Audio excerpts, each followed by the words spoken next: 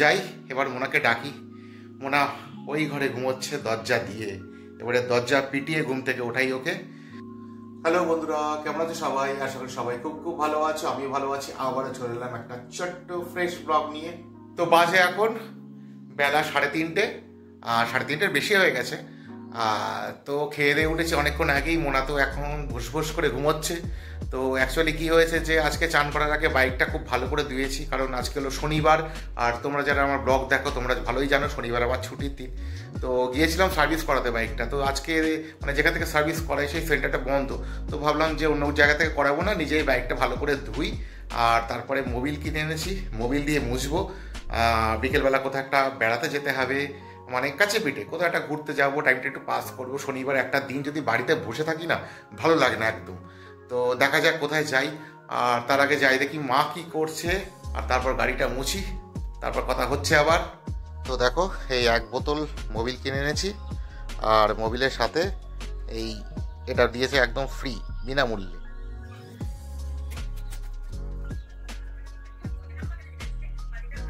মা কি করছো? তো এই হচ্ছে আমার বাহন, এটাকে ধুয়ে রেখেছি, কিন্তু এখনও ঠিক চকচক করছে না। দেখো অনেক কাদামাটি লেগে রয়েছে, সব ভালো করে পরিষ্কার করতে পারিনি। এখন মুছবো আর মোবিল ঘষবো, তারপরে এই লুকটা দেখো কীরকম লাগে।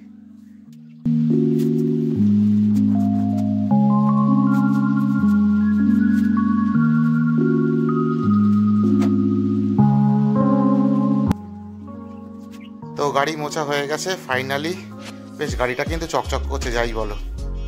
এই ইন্ডিকেটার ল্যাম্পটা ভেঙে গেছে, তো দেখি কি করা যায়, এটা কি করে জোড়া লাগানো যায়।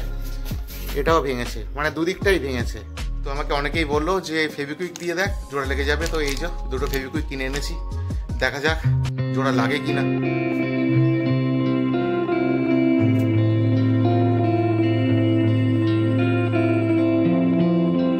মনে হচ্ছে লেগে গেছে।